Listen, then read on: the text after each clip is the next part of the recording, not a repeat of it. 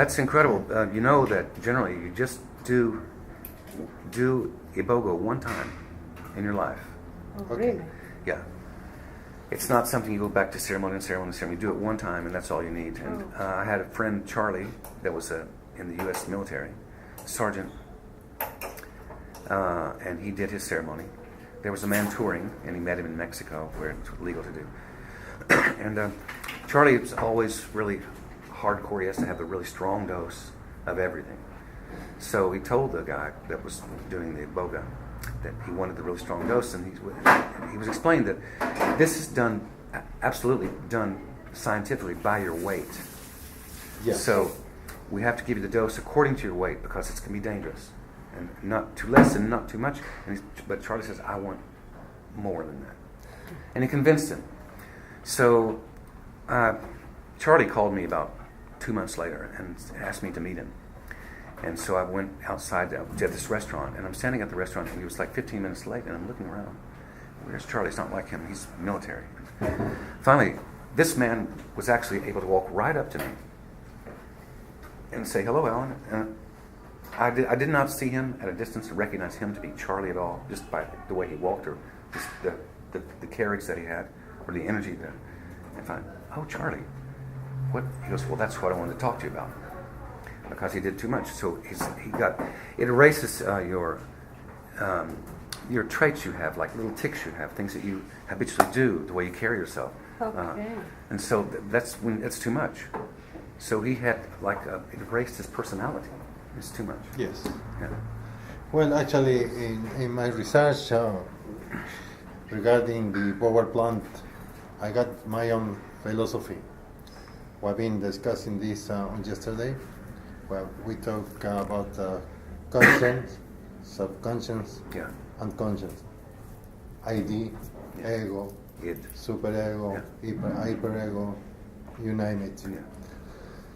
And for me, because the power plants, we have our very personal experience. My own experience is that after studying ego, or conscience, subconscious, unconscious, there is a barrier, tiny barrier. Mm-hmm. This is the barrier defense in our mind.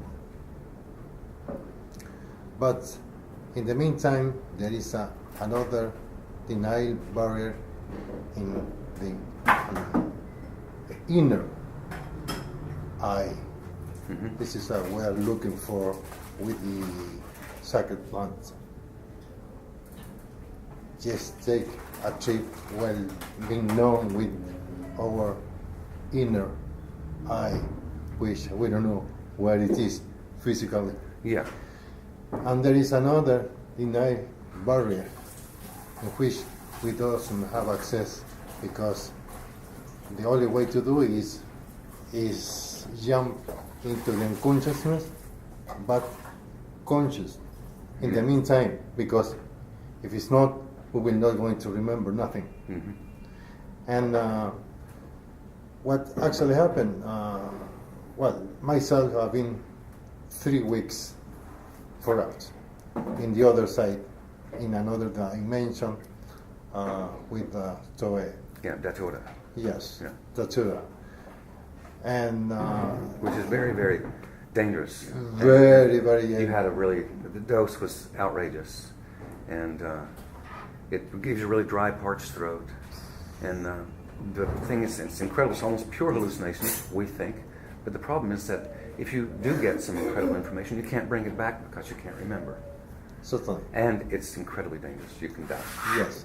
Well, probably the same might happen with the bad manner when we drink ayahuasca, when we do it in the not in the proper way. Probably we don't know what we are drinking sometimes. Mm-hmm. Could be mixed, for example, with datura, with chirixanango. That's another reason why we want to have this. Piri. Yeah. We have to have this card-carrying ayahuasqueros and huachumeros that so you know that you can trust what they're giving you is just these two plants with maybe a medicinal plant and no Toei, so it's guaranteed that you know you're drinking something safe. That's very important. Oh, this is a very, very good idea. Yeah. Indeed. I mean, I'm at the point where even in my house where I have my ayahuasca in my kitchen, but I have so many people going in there. At any given time, someone could actually come in and they could put something in my ayahuasca and I wouldn't know. So now I'm thinking, I have to get a lockbox or get a chest with a lock on it and keep my stuff in there. Just to be completely safe, so I know absolutely this. Fantastic. You see, Alan, for me, is an Inger as well. It's an enormous pleasure. I've been talking to you today because you are a person who have been traveling a lot around the world, probably in places no human have been in there. We have been talking about Darien. Oh, you did the daring, yeah. Yes, I did. Which, no, I would no way do that. That's the most insane thing. And you came out, you probably got lost in there for a little while, I guess. Yes, 3 months. Very, very dangerous place. Yes. Yeah. And That's between Panama and Colombia. Yes. Yeah. And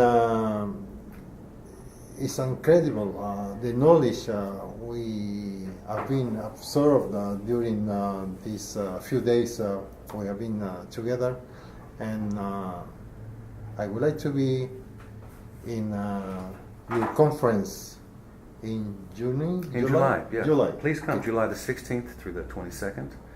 This will be the 7th International Amazonian Shamanism Conference. And we have some incredible speakers like Graham Hancock, Peter Gorman, Ananda Bosman from Europe, who has a lot of followers, and certainly many will come with him. Klaus Donna also is coming from Europe. A lot of amazing people. The website is www.soga-dale-alma.org. Yeah, please come and bring your camera. Absolutely. Yeah, love it. Well, I am Fox Terry. This is my nickname, Fox Terry. I will be there, and join us. Thank you. Thank you very much. Okay. Thank you.